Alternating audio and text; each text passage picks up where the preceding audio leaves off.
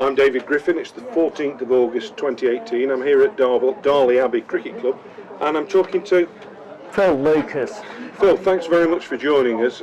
You've just been running around for the last 20 overs, so you're probably feeling a little bit weary and worn out. We're here tonight talking about Derbyshire Disabled Cricket Club, and I know that your involvement with the club has been quite lengthy and is quite involved. Can you just tell us what your involvement is with the Disabled Cricket Club? I'm a family member, so I've been here 13 years now. I captain one of the sides, I'm treasurer of the club, and I organise all the paperwork, all the scoring, all that kind of thing. So the club couldn't function without you, is that what we're saying? Well, you might say that, I couldn't possibly come up. Phil, can I ask you first of all, if you don't mind, what your disablement is? Right. I've got a progressive medical condition, so it's called cerebellar ataxia. When I was 20 or so, I started noticing, falling over a bit more often than I should do.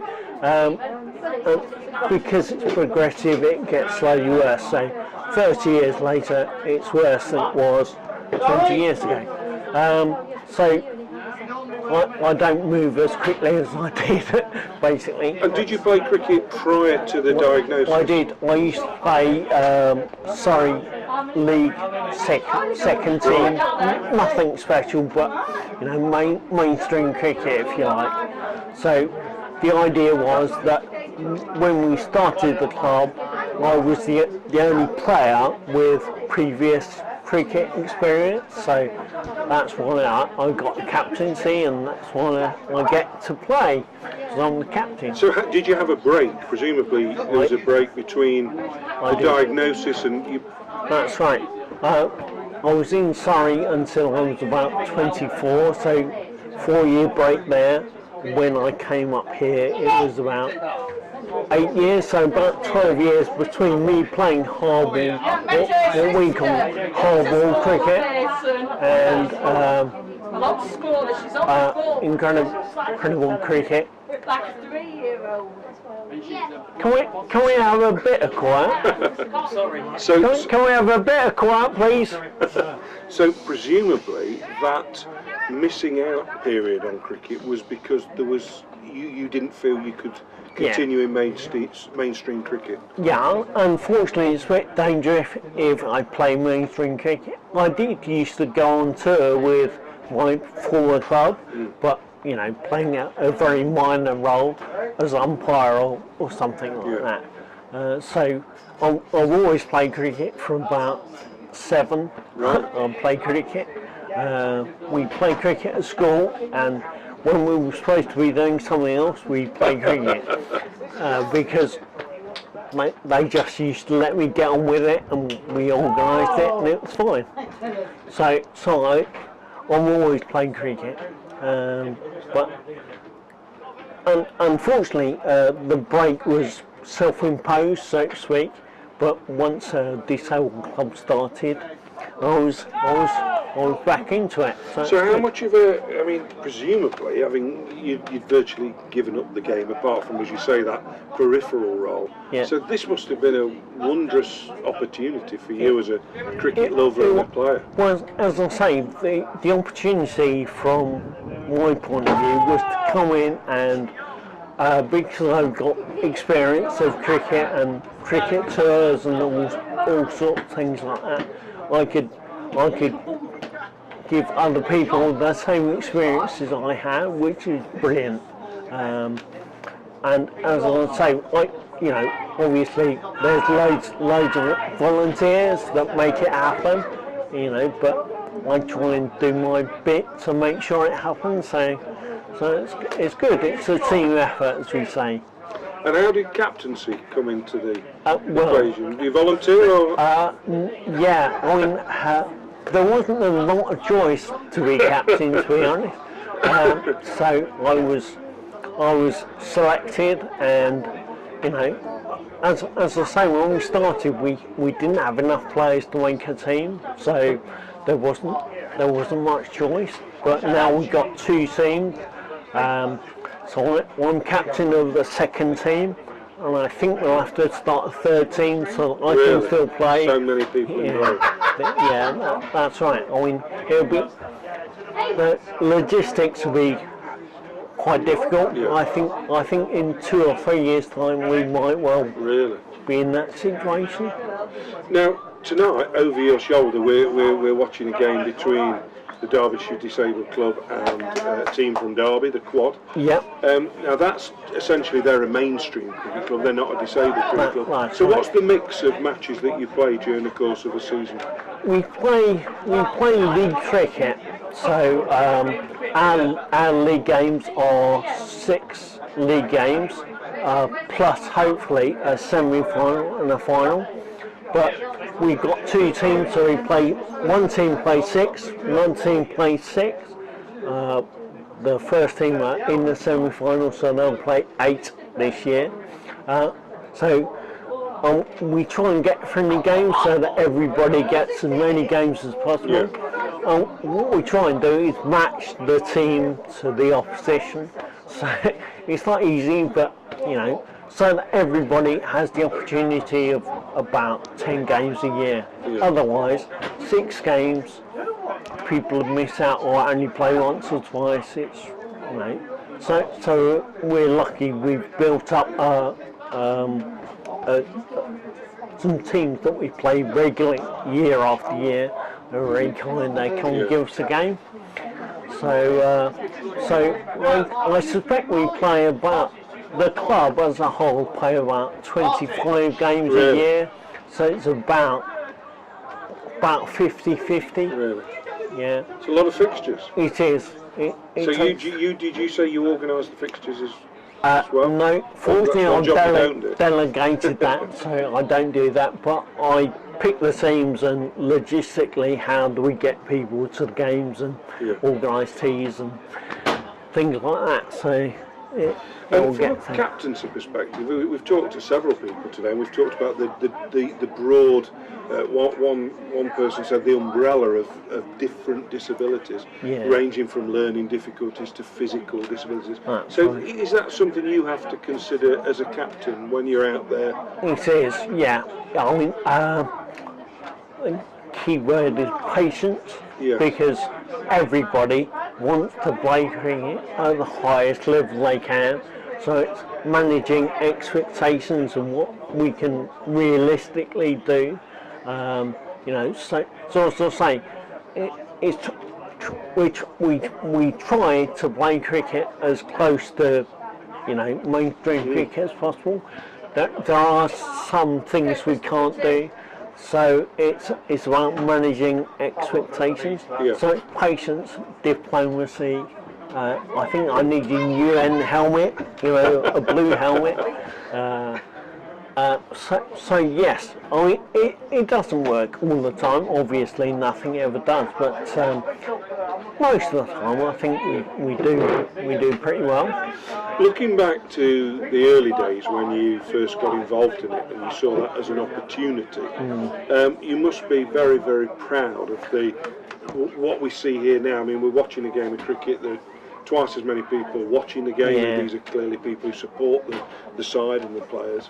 So how rewarding has it been for you over these last 10 to 15 years? As I'm saying, during the year, I don't really have time to think about it. It's October and November when I hopefully get a bit of time to think about it.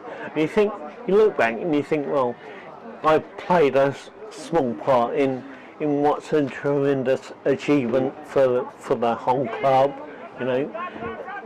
It's not just about the cricket. It's about team spirit. It's about physical activity. It's about all sorts of things that perhaps we take for granted that otherwise people wouldn't.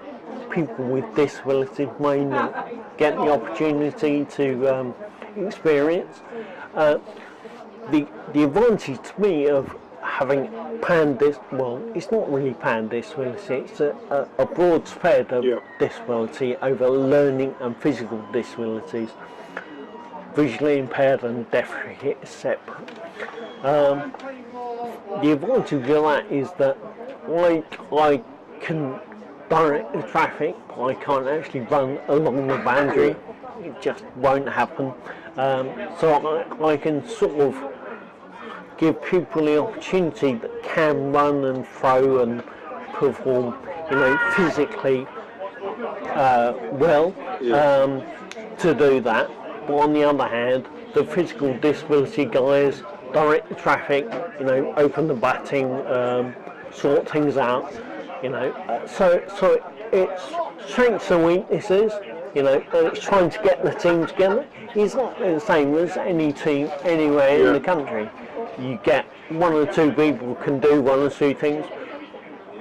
What we do try and say is that not everybody in the club can do everything. They can't bat, they can't bowl, they can't wicket all the time. People have different strengths. It's about managing those skills that everybody has, and getting a team and a club together. And how rewarding is it when you see these players that come along with limited skills, then develop those skills through coaching and working with other people? It's nothing to do with me, but people have made great strides.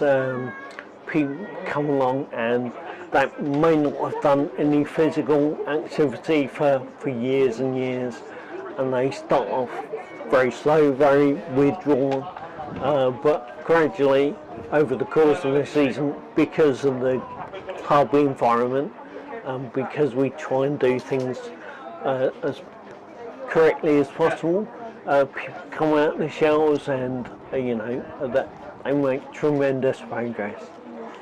Despite the coaching that goes on. Well, I'm a coach as well, so but as I say, patience is the key. It's not going to happen overnight.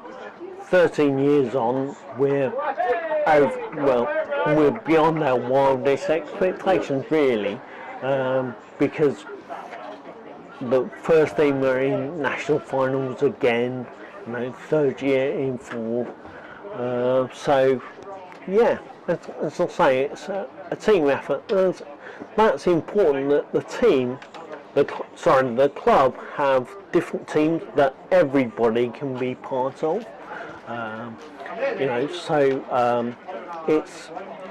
It's not just about turning up on a Sunday and doing your little bit. It's being part of the bigger organisation, And as I say, hopefully we'll have more teams.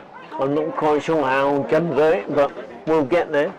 And for someone who's been involved in cricket mainstream and then transferred to disabled cricket, where do you think in the broader spectrum of cricket itself disabled cricket can go? We've seen the expansion of women's cricket and the explosion really of popularity. Where can disabled cricket go, do you think, Phil? The thing about disability cricket is there's so many disabled people at different levels, if you like. So my focus is on the bottom of the pyramid in cricket terms, getting people to engage in cricket. That's where I think I do the best that I can. In terms of performance, I'm not keen on getting people to do things that they're not comfortable doing. So as I say, we're all recreational cricketers. We're nowhere near professional status. So as I say, managing expectations, not only from players but also the wider ECB. Sometimes I think they live in a different world because they're not quite realistic about. They ask us to recommend players to regionals and nationals and whatever, and I think, well, are you sure you really want us to do that? I know with my treasurer's hat on, the resources go at the top end and very little comes to the base of the pyramid in terms of disability cricket. So I sometimes think, in fact, I always think we could do with a bit more resource at our level, and we can, once we've got 10,000 people playing disability cricket, then we can look at national sides. Yeah. That's fine. But we're talking about 200, 250 nationally. How can you get a physical disability side, a mild learning disability side, picking out 250 people? As I said, the base of the pyramid isn't broad enough, it needs to be broader. Yeah. So, that's... Phil, final question. You've been involved in cricket virtually all your life. That's it. Through your junior years and into adulthood. What do you see your longer term future? You've obviously put an enormous amount into the game, and particularly into disability cricket. Yeah, as I say, it's becoming more admin type roles, more like off the field type roles. As I say, I'd like to play cricket for 20 years, but probably won't quite happen. But you seemed all right out there tonight. As I say, yes, I looked all right, but I wasn't really. So as I say, it's about having the experience of playing mainstream cricket. No problems. Well, not very high standard, but without problems. But my personal progression through the thing, and you think, well, that experience is useful in terms of enabling the whole thing to happen. Yeah. When there are people at ECB level that have had the same experience, but there are people that haven't. So, as I say, it's about advocating the way that cricket should be played. The rules need to stay the same as mainstream cricket as far as possible, because otherwise it just doesn't work very well. So it's, as I say, my personal experience, just helps me. Your team are doing well out there without you.